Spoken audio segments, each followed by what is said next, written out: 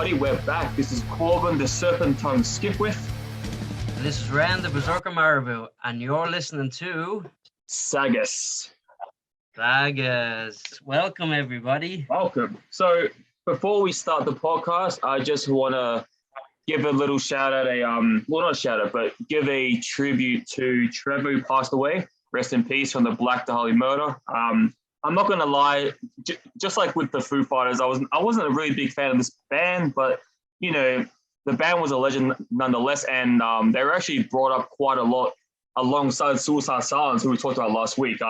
Another big band that was coming up then, and they only grew and grew. And from what I've heard, I've talked to a lot of people about him who knew him, and they said that he was like a walking encyclopedia of music knowledge. Real nice guy, could talk your head off about music, and that sounds like the kind of guy that I would love to talk to. So yeah, real shame that happened, and suicide of all things apparently, which is never good. Yeah, condolences to the family and obviously to the band, and yeah, I just want to start off with that. Nice, bro. Yeah, it's very sad to hear when a well-known rocker or metaler or any musician or any human being in the world is lost to especially suicide, or as they're mentioning that it may be, but it's very sad. He's a loss to the music scene. I've been listening to his music for quite some time, and he was renowned as just being a really nice guy, and that's always sad when we lose the nice ones, because there's a lot of the opposite around. So sad news. Right, so this week, brother, I chose this week, and I've been waiting to chat about this amazing legend of a man for a long time, and thankfully this week we get to. So this week, for everybody listening, we are discussing the album Doom Crew Inc., the 2021 album by none other than Zach and Crew, Dead Label Society. So on first listens, bro, how did you settle into this bad boy? All right. So before I talk about that, I like to start a new segment where I just think it's cool. I thought it was a cool idea to, every time we talk about an album, I go back and search up the metal albums that came out that year, just to see what we're running with, what competition said album has. And it's really interesting because in the same year, 2021, we had the Senjutsu album by Iron Maiden, Gorgia, Fortitude. We had a new Evanescence album, The Bitter Truth, Trivium in the Court of the Dragon, which I heard is really good. Rob Zombie album, At the Gates. We have we have Epica with a new album, Limp Bizkit. Okay. But anyway, we have a lot of interesting albums that came out the same year. So, and obviously by some legends, by some new ones, legends, which I think is really interesting. So, all right, what did I think? Well, I'll be honest, and this is quite embarrassing. And Zach, if you're listening to this, well, I'm sorry, but I'm going to speak the truth.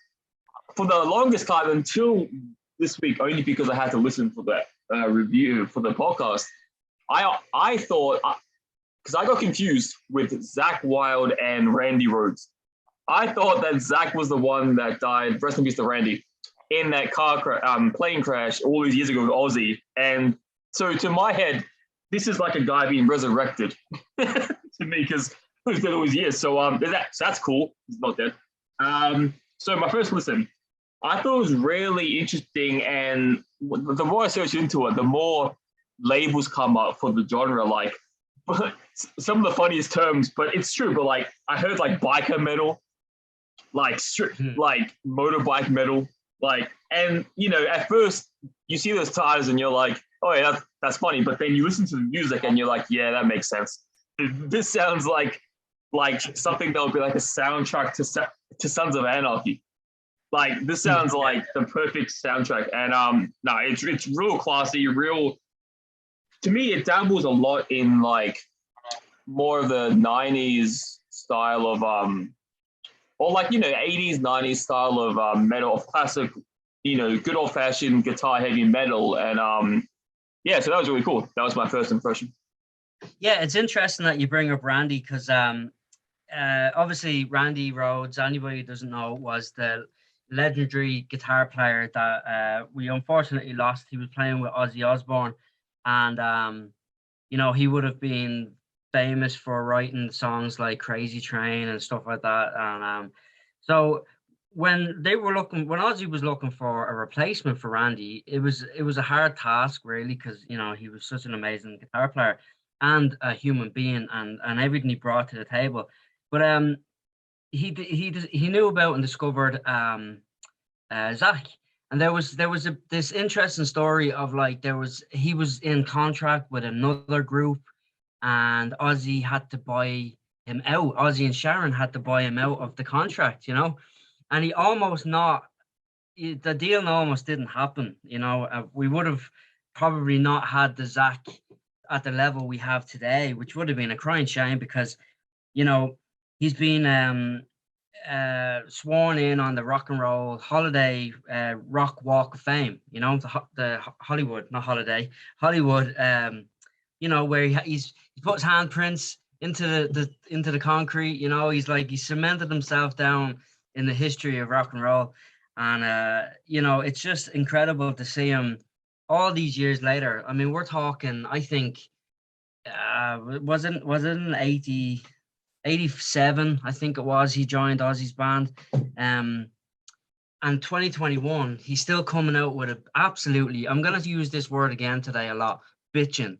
He's made an absolutely bitching album here in 2021. It's absolutely remarkable. Like the talent of this man is absolutely endless. And it's actually, brought me on to speaking about Hollywood. Before I go into any chat about the album itself, I was watching a movie called Rockstar during the week. Again, I've watched it like 1,000 times. It has it's like, I think it was from like 2000, early 2000s, and Zach actually starred in the movie. You wouldn't really know he was in it, because he hasn't got his beard.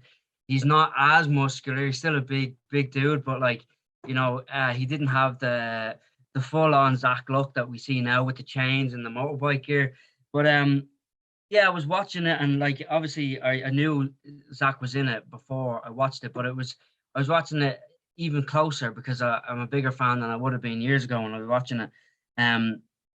Basically, he's just doing his same thing with the, sick guitar playing that he would do. He was in a band called Steel Dragon in the movie. And the interesting thing about this is, more talking about Hollywood, years later, he made a music video for the track Counterfeit God, and Mark Wahlberg starred as the bass player in the video.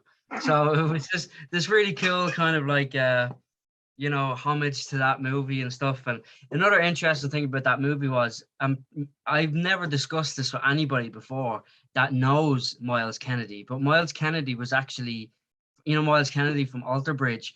He was actually in the movie as well. Mark Wahlberg pulls him up from the audience, and I was watching that, and like I have this crazy thing about faces. If I've seen a face, it doesn't matter if the face has been slightly altered or aged or a beard or tattoos, I'll never forget a face. It's like a weird thing that I have. And I was like, I know that face. So I paused the movie and I was like, wait a second, that's Miles Kennedy. That's Miles Kennedy. I was like, I couldn't believe it. Like, he was much younger. Like, it must have been way before he hit it big with Alter Bridge. I'm a big fan of Miles Kennedy. I might suggest Alter Bridge one day on the podcast. But I just thought that was an interesting little fun fact moment. I have an abundance of fun facts about Zach Wild, so I might throw them out as I go. But so back to the album. I mean, you can't talk about Zach Wild and his songs without talking about his guitar playing. I mean, the man, you talk about hitting the crossroads and the devil giving you the powers to play guitar.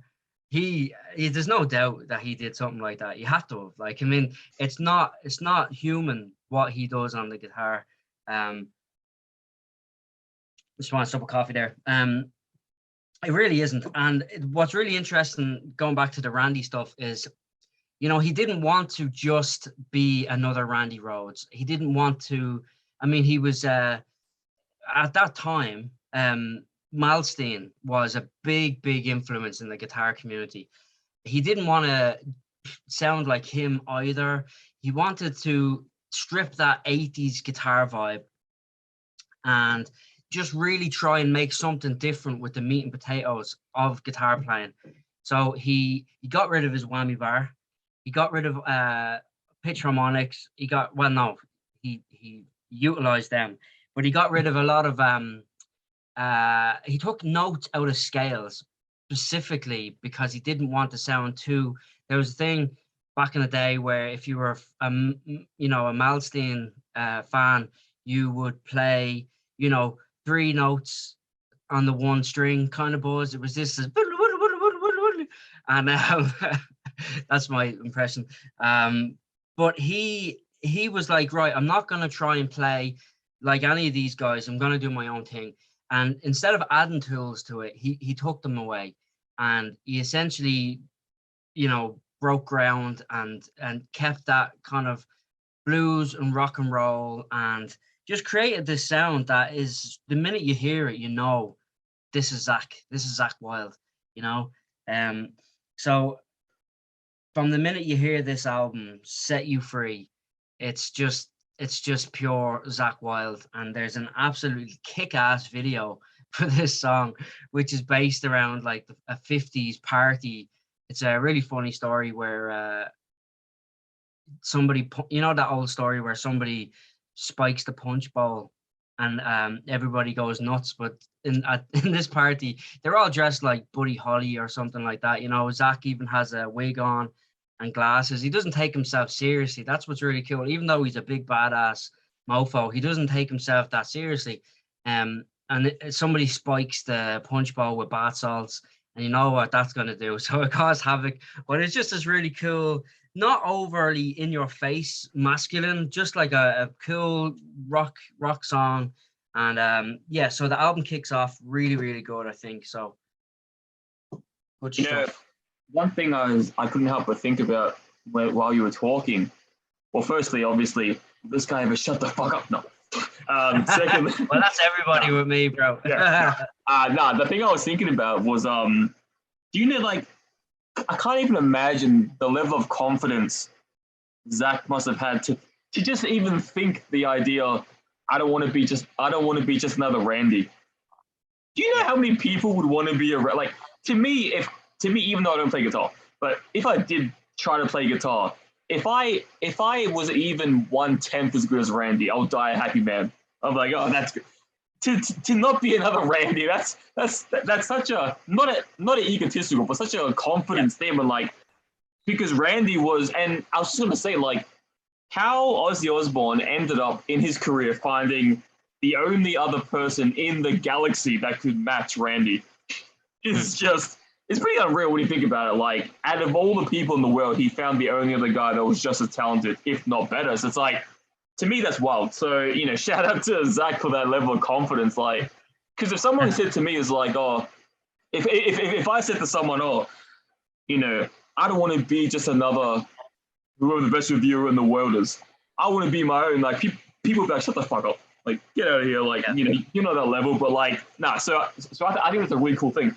Now, talking about some of the songs, I realized that, like, first thing I noticed straight away from listening to the album the first time back to front is I feel like Zakk took a lot of influence, which isn't a bad thing, but he took a lot of influence from, I feel, Black Sabbath.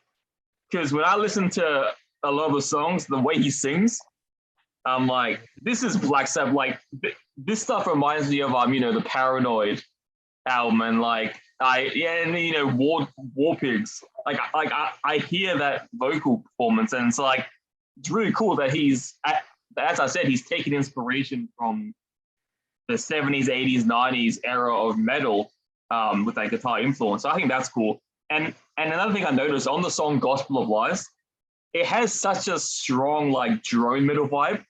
The thing that came to my head was Sun O, like, or Sun, like at the start. that first minute or whatever it is, that strong drone like heavy feel.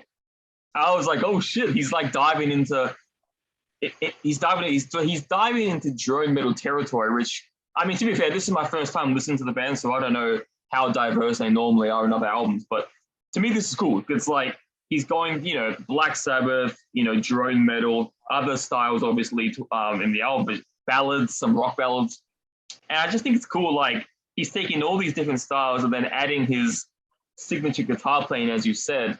And to me, it's like, the way I see it is like, this is the one album where you don't have to ask, like, to me, he's the one guy where it's like, no one ever has to ask, how's the guitar in this album? If it has Zach on it, that's a dumb question. That's like going to the beach and asking, is the water wet? No shit. Like it's Zach. Like, you can't get, literally, since Randy died, you cannot get a better guy on guitar. And it's like, he's the perfect he's the perfect guy to follow Randy. He's the perfect guitar player. And really, that's what everyone focuses on when you listen to a album of his or in his band. And it's not a bad thing. It's not because, he's doing the same thing over and over. It's because he's such a godly level of talent that no one can believe every album he releases that he has this much talent. So everyone gets invested every album. And from what I've read online that apparently, according to people who've listened to his discography, apparently they have a pretty solid discography. Guitar is always good, obviously. The music's always good. So shout out to them for being able to maintain a solid discography after all these years.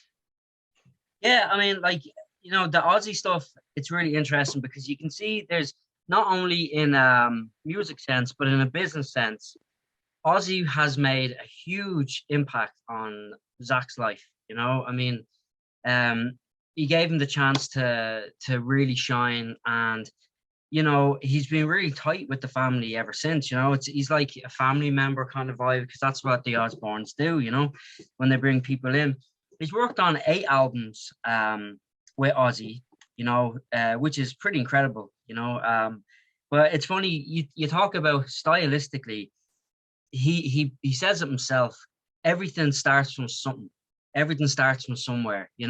So no matter what kind of riffs he might write, he always knows that he's basing it on something before. He's not he doesn't have delusions of grandeur where, I'm Zach Wilde and I'm creating this from, from the middle of the cosmos. I just pulled it out of the sky. He knows that there's all of this stuff has been, based and formulated before he came along. Like there's a track on the album here that's like, it's a mega Jimi Hendrix type riff. There's another one that's very Sabbath, like you say. There's a lot of like almost Richie Kotzen vibes as well, I find, and everything he does really is kind of like, building on the foundations of somebody that's been there before. But his vocals, I always found that really interesting because he wasn't the singer, as far as I know anyway. He wasn't the singer before he started touring with Ozzy. And obviously, if you're playing with Ozzy and you're writing with Ozzy and you're hanging around with Ozzy Osbourne, you're going to get influenced to sing a little bit like him, And I think that's really cool, and Ozzy's got one of those kind of very distinct voices. But I think what Zach's after doing is he's kind of taken those elements. He's taken elements of like 90s grunge. He's taken elements of like 80s hair metal. And he's really created his own kind of version of all of that. Like there's a couple of tracks which I'll probably hit on later about he hits this kind of almost Chris Cornell register in some points, and it's really, really cool. And he has that gravel in it where Ozzy's was just more like hitting those high notes and swooping up there. But he's got like a lot of character about his voice when he sings. It's very lyrical. It's class. But it's funny you speak about Gospel of Lies. It's just out of nowhere, all of a sudden, it's just a big sludgy doom metal kind of riff, right? And I think it's really cool. He alternates between tunings an awful lot, which is really cool. Obviously, being a big badass guitarist, he has the means to do that. But the track just before that, Love Rain Down, I actually got a gospel vibe off that song. I was listening to it, and as I sit down listening, I'm writing notes. And before I got to track number 9, I was listening to track number 8, Love Rain Down, and I was getting that straight away. It's like a Bruce Springsteen vibe with a bit of Richie Kotzen in there with the Hammond organ. And then it just hit me. I was like, just sounds quite gospely. It's quite like a, churchy vibe. And I wrote, gospel, a very emotional solo. There's nice vibes with the Hammond organ, and then an actual song afterwards called "Gospel of Lies." And I was thinking, right, he was leading us into this, gospel vibe. This next one is going to be like full gospel, and then he lashes out with this big doom metal riff. I was like, what a legend! Like, that is absolutely deadly. So yeah, he's it's really cool with the Aussie vibe. If it wasn't for Ozzy, would we have the Zach we have today? Who knows? I mean, I think it was 2015, he released his own line of guitars. That's another thing that Zach is synonymous for, is his bullseye guitar. It's like it was an Epiphone was his first signature, and it was like kind of like I think he got the idea from Alfred Hitchcock. There was like a movie poster, and it had like the swirl, like as if it was hypnotizing it, but now it's called the bullseye. So Zach then in 2015 decided, right, I'm going to bring out my own line of guitars, and he took that bullseye vibe, but just basically it's like the company that's making them is Schecter. Schecter is a really cool brand from Korea, and so basically they took this iconic Gibson guitar, which I think he might have originally gotten that idea from Randy, because Randy was like an off-color white Les Paul guitar player. So Zach then took on the Les Paul vibe, and then these are just the next evolution of what's going on with him guitar-wise. But what's really cool for me, and what stands out for me, is the names of the ranges of the guitars. Obviously they're Wild Audio is the name of the company, and Schecter's making them, but they're absolutely super cool when it comes to what he's called them. He has the Odin Grail series, which obviously it's going to appeal to me. Then there's the Blood Eagle. So any of the Viking dudes out there that know what a Blood Eagle is is the name of one other range, and the other one is the Barbarian models. So it's he's just it just adds to his super coolness. He has his own guitar range, and they're supposed to have an amazing reviews. So anybody that's a fan of Zach, I highly recommend them. But this album has a lot of amazing credits to add to it, as well as most of the albums we listen to do. But one I found was really interesting was there's the artwork. What do you think of the artwork, bro? I was just loading it up. I think it really pays homage to the whole illusion of the biker metal. It's like it looks like a patch that you put on like a biker vest, like it's like or like a dog chain necklace, kind of pendant. It's like a pendant. You got the steel looking, just plain steel, just one color. It's one color with a variant of shades. Doom Crew Inc. And then you got their logo. It's down to earth. It's simple, but as I've always said, if the music's good, who cares what the album art looks like? Sure, obviously a good album art can mean the world, but at the end of the day, if the music's good, so some of my favorite albums have like fucking nothing, like next to nothing on them, because it's like you remember the music, you don't care the artwork. So this is good. It's nice and simple, down to the point, and it's exactly what this album, I think, represents. Yeah, it's interesting. I think album art, that's why I try to keep bringing it up all the time, because album art has been kind of become a bit of a lost art. You get some people that still, like, say Terrence, our drummer, he's a graphic designer, and he's big into art and the visual aspect, and he would buy prints or make prints of art. It's kind of his bag, and I've always been into the, yourself, bro, I'm into the art side of things too. And it's interesting when you see an album cover like this, because it just does the job, you know. It was created by a American graphic designer called John Irwin.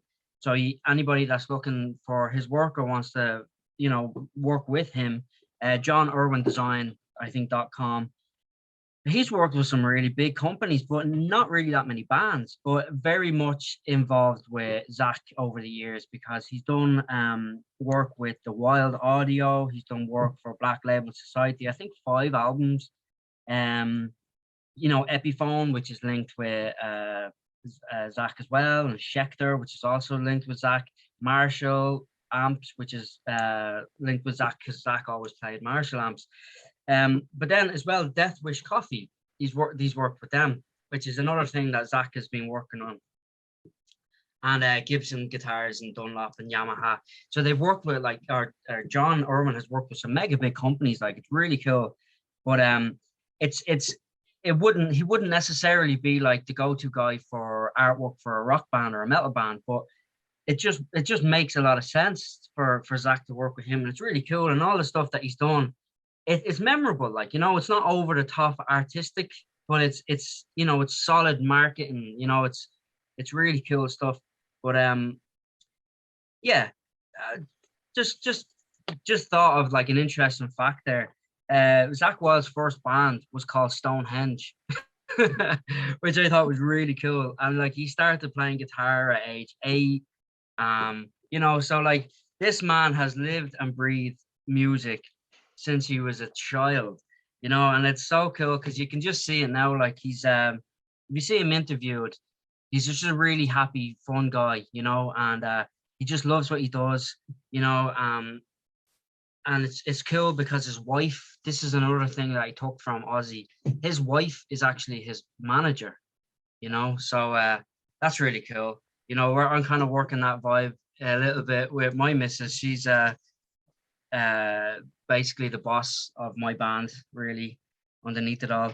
But yeah, so the original name for Black Label Society was Hell's Kitchen, because I think that's kind of where they're from, or somewhere in that direction of the world. And but Zach thought it sounded too 80s, so you know, he wanted to strip himself of that 80s vibe, which I think he done really well.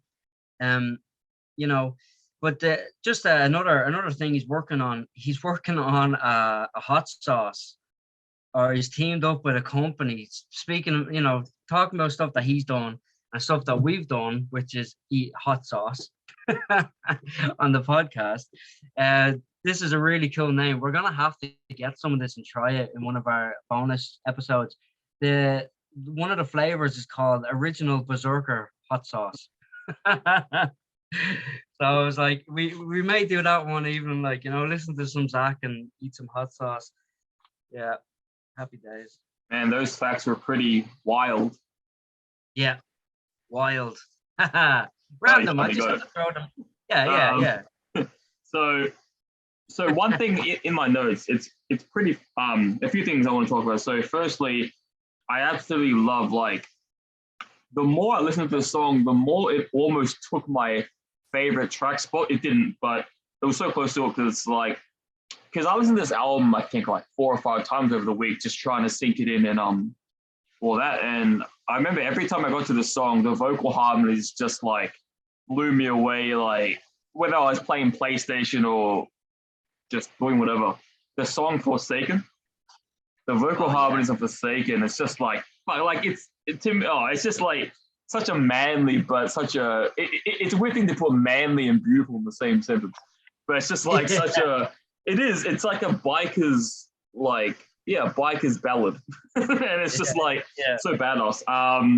But another thing that really interests me was at the intro to Gather All My Sins, that really weird rockabilly, like country, like vibe. And I was like, that's a weird, I mean, I guess, he, as we discussed, he has doom metal, sludge, ballads. He has, so it's like, I guess it's not that weird, but to me, it's just like, for a guitarist the caliber of Zach, it's like they have this weird country. It's like, that was a bit strange, but obviously he can do what he wants. But the last thing I want to point out, and this isn't really anything, it's something that made me laugh. Like, and he is by far no means the first or the last person to do this, but on the song "Shelter Me," it really makes me laugh, the concept. And like I said, millions of people before him and after will do the same thing. But it's like when a band or an artist proclaims that they would sell all the stars for a woman, it's just like, you're gonna fuck the whole ecosystem up. You're gonna destroy the world for one woman. Like, it's just, every time I hear that or a variation of it, it's like a guy going like, "Oh, I will steal the sun for you." It's like, really? You would steal the sun for, like, it's just, it makes me laugh. Like, when it comes to our women or vice versa, like, apparently we're gonna destroy the whole ecosystem for one person. Every time I heard the song, I couldn't help but chuckle. It's like, you would sell all the stars in the sky for a woman. I don't know. It made me laugh. Like, you're gonna destroy all of us for this one. I don't know. So yeah, whenever I hear people talk about the extreme lengths that will go to really destroy the world for someone, it's just like, wow, that's super inconsiderate. You know, that's the thing, when you think about words literal that people say, it's quite funny. You know, like you know, the phrase that we use a lot now that I've taught you, the Irish phrase "shite," shite, or you little wee shite. You know, if you actually, we use it as a term of endearment over here, but some people might use it in more of a derogatory term. And like, if you think about what you just called the person, it kind of diffuses it and makes it sound funny, you know. But yeah, when you think about, you know, words in I'm gonna be thinking about that all day, man. I've been thinking about all my own songs, and I'm gonna be thinking about what I'd be saying.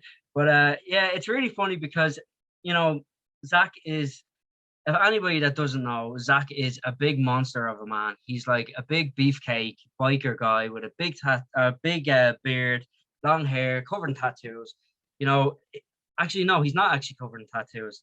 But he's very much a ripped individual that likes to work out and lift cars in his spare time. But you know, he's a big softy, really. You know, because he sits behind the piano and he starts singing ballads. You know, and that's what's really cool about him. You know what I mean? He's not afraid to open up and wear his heart on his sleeve. And I think that's a model for a lot of men, that he should be. You know, men should take that as a, you know, it's cool to have you know, your testosterone and be that kind of dude. But then it's nice to be able to open up and it shows like that he's a real dude, man. Do you know what I mean? He's not afraid. Plus, you know, the thing with him is, like, if you were to say something to him, he has the the collateral behind him if you wanted to batter you, like. So it's funny. Shelter Me is that slow feedback guitar swelling. You know, it's just, there's a Foo Fighter vibe off that song. I find it's very melody driven. That's another big thing about him, is he can just he can write a really nice melody. He can rock it out, but he can sing a melody.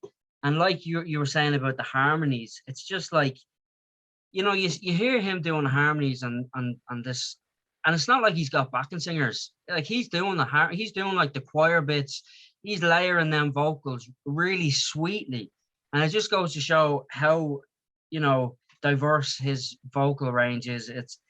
I often think about Zakk Wylde as, if he couldn't play a single instrument, which he can play every instrument, but if he couldn't play every instrument or any instruments, he could be a world famous singer in his own right, just a singer. Like, he's a brilliant singer that nobody ever really, you talk about Zakk Wylde, you talk about guitars, you know, he's world class. He's absolutely brilliant. Like, but I love I mentioned earlier on, you know, track number 10. I mentioned the Jimi Hendrix kind of vibe, you know. Gather All My Sins is the name of the track. But there's like a Status Quo kind of vibe in there as well with this Jimi Hendrix. You know, it's like, it's just so cool. You can always hear where he's pulled influence from, like, really obvious, you know. And he doesn't hide it either. It's like he's listening. He's like a sponge, that man. Like, and I like to think of myself like that as well.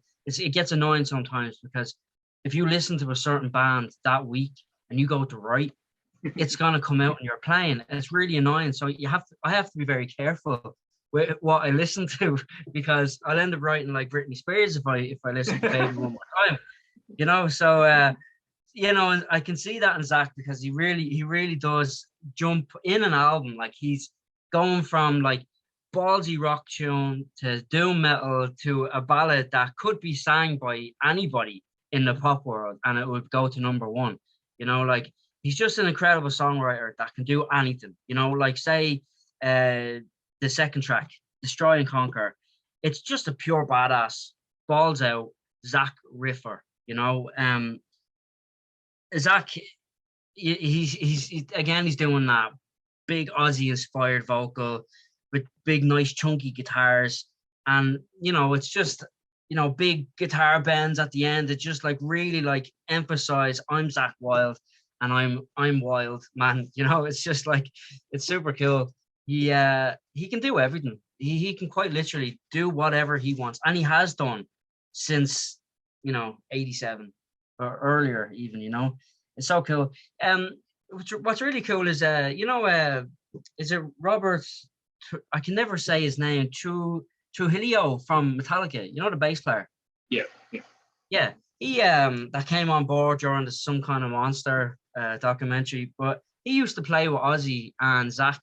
He was the bass player for Ozzy, and then he went on the road just playing with Black Label Society, and then he left them to go to Metallica, you know.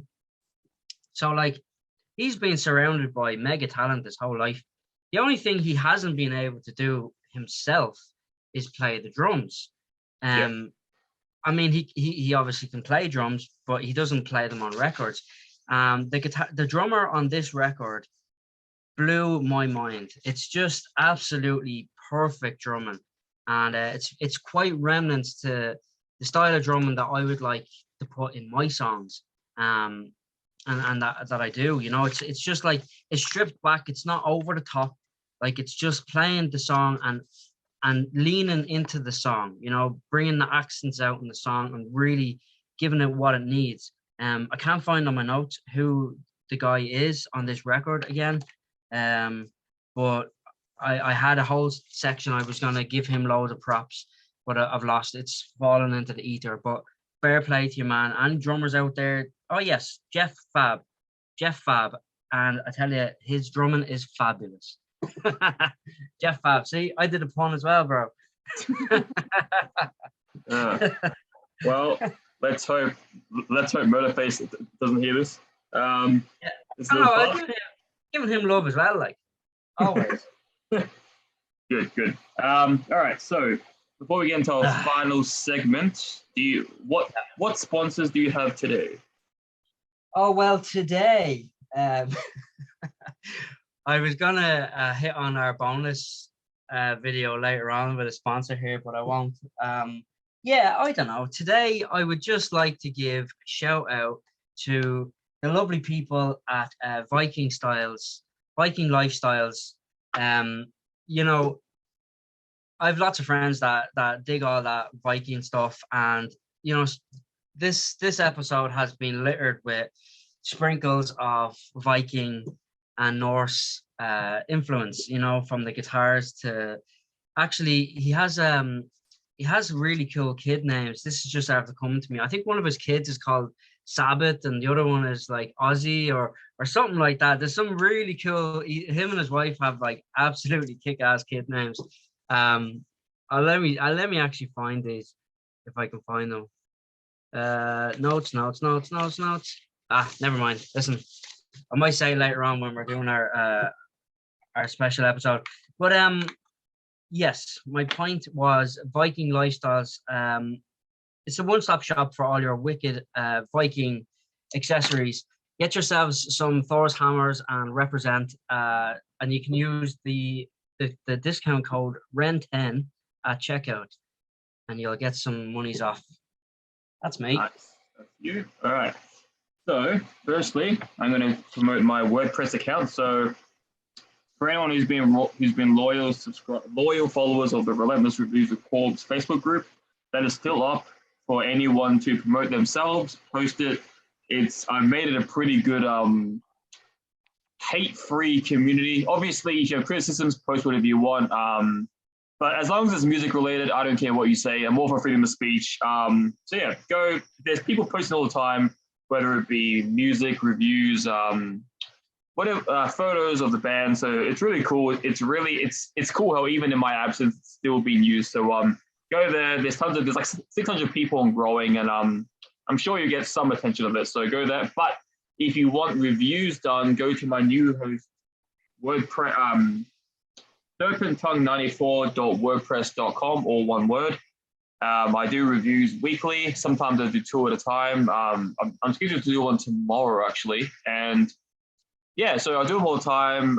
You'll find on the website, there's a link to my reviews if you just want to read them. And there's a link to the contact. If you want to contact me, or go straight to my Facebook, click on Messenger, you'll find me, message me, and I'll hook you up. So that's that. Going to talk about the good old Zach attack. ZACH attack. So we talk about him every week, and for good reason, because he is quite possibly the best PR man you could possibly ask for. He's a workhorse like no other, and he has helped countless of bands and artists over the years. One exclusively is right here with us. That was me. No, Ren Marabou and the Berserkers. I'm sure if you message him, he will tell you the story of how he helped exactly. And yeah, anyway, he has a good career out of it, and there's been tons of other bands. We even covered a band from Spain not too while ago. Really good band. He knows his stuff. He has a good ear. So if you want to contact him, if you have a band that you think needs to hit that next level, go to Zach, Z-A-C-H, at metaldevastationradio.com. See what he can do for you. I'm sure he has limitless amounts of connections and resources to help you out with. Last but not least, we're going to do the Gas Digital Network. So this is a network that me and Ren share, actually. Pretty cool. Yeah, we now share it together. I like us to both get involved in podcasts, and we are listening to the Legion of Skanks podcast, which is my favorite podcast. Which is 3 men, 3 comedians, 3 different personalities, but they all come together to talk about the most heinous but funny shit you can think of. I even showed Ren the first 15, 20 minutes. I don't know how much you watched of it, of the latest podcast, and it was one of the funniest I've heard in a while, because they definitely went too far with it, which is always what I want. So that was amazing. And today it's actually special because we get to talk about Zach Wild himself. He has a podcast on this network, which I don't listen to, but it's called the Wild Goose Podcast. And just listen to a bit of this description, which I think is hilarious. Zach Wild from the Black Label Society is joined with his partner in crime, the Mongoose, John J.D. DeServio, to bring you one of the most outlandish, outrageous, outstanding podcasts. Join Zach and JD every week to hear the tales of Rhodes from 2 legendary rock stars. And this is the best part. This podcast contains useless information and has 0 nutritious value. Like, why wouldn't you? I mean, I'm sure now after this, I'm going to go try check it out. But yeah, so there's tons of podcasts on this network. This and our favorite, Legion of Skanks. Go check it out. If you subscribe to the network, it costs different amounts in different countries. For me, it's $13 a month, Australian dollars. And yeah, there's like 30 different podcasts, maybe more. They all have their own topics, their own flavors, and yeah, go check them out. And if Legion of Skanks isn't your thing, I'm sure you'll find something. Yeah, so that's me for this week. So now, if it's okay with you, we'll be talking about our reoccurring segment, Devil's Advocate.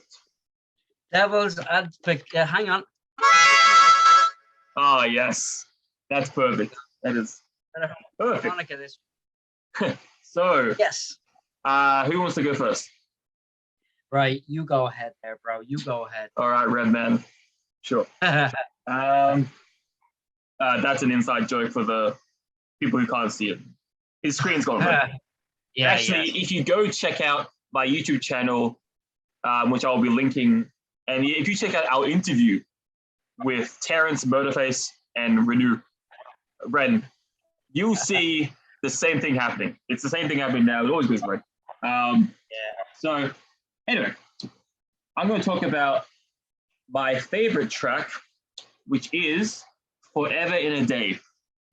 I didn't talk about that track for a reason. That is an absolute, it's more of a ballad type track. And the way it happened, the harmony, the instrumentation, the production, the soulfulness of it, it's one of those songs that I can imagine me like crying to after having a hard day's work. Like on a real shit day, just playing that song and just like holding my fucking dog close and just crying. Like that's what I can imagine this song. Like, it's kind of like a manly song to cry to, which I think is really cool because like, as a man, you want to find like, you don't want to cry to like Britney Spears, but like you listen to this song and it's like, this song, like, I feel this is the one song that if you were crying and someone pulled your headphones off to mock you and then they heard it, they're like, oh, okay, we get it. This song's pretty badass. Like, we're not gonna mock you. Yeah. So this, I love this track. And like I said, Forsaken almost took over, but I still had to choose this at the end of the day. Now, I think you might be shocked by. Actually, I think any song chosen will be shocking because this is a great album. But I still think you might be shocked at my choice. And sorry, Zach, but this is a segment we have to choose one. My worst track is Love Rain Down. Now, the only reason I choose this is because, in my opinion, and obviously, what do I know? I'm not an artist, but in my opinion, the starting the vocal harmonies to me, they're a bit too waily. They're not really as in tune as every other song on this album is to me, and I just find it a bit on the too slow side, too slow to a boring point, and only by a little bit, but because we have to choose one. So this is, to me, the vocals at the start are a bit off-putting for me, and it's just a tad bit too slow for my taste. So that's why I picked it. Nice. Now, do you know what? That was going to be my song. I was going to pick. No, I tell you what, right? So for Forever and a Day, I love the way you put that because it is like, if Zakk Wylde, being the big macho, big bruiser that he is, if he's able to, be heartfelt, and start, getting emotional, then it's okay. Like I said earlier on, it's okay for all the other dudes out there. So, yeah, hats off to him with that. I love that. It's just a beautiful, big Zakk, big softy ballad, but it's beautifully done. He's he's so gifted in that. It's just funny to see a big tattoo. I keep saying tattoo, the big muscly biker sitting behind the piano. It's kind of cool. So yeah, I don't think I'm not going to go with that as my favorite, but it is beautiful. But you did mention Forsaken, and Forsaken. Let's see, I'm not in the right tuning, but this riff just blew my mind. Let's see. Can you hear?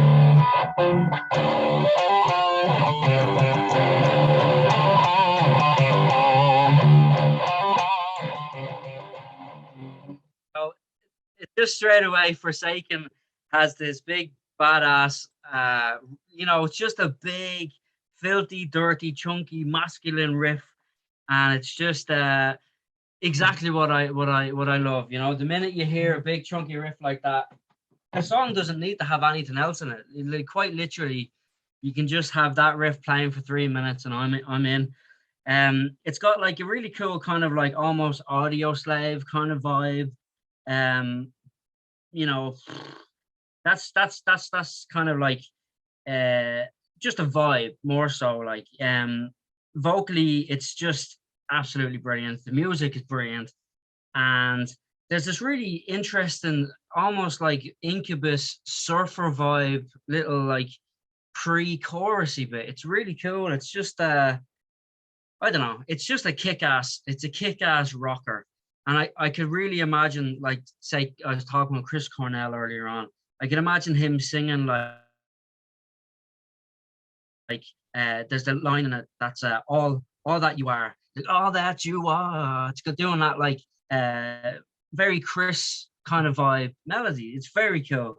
Again, it's him showing, you know, homage of where he took his inspiration from. He doesn't try and disguise it.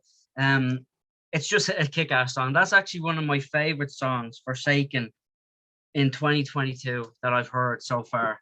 You know, even though the album came out in 21, I only heard this album this year. Absolutely kick-ass song.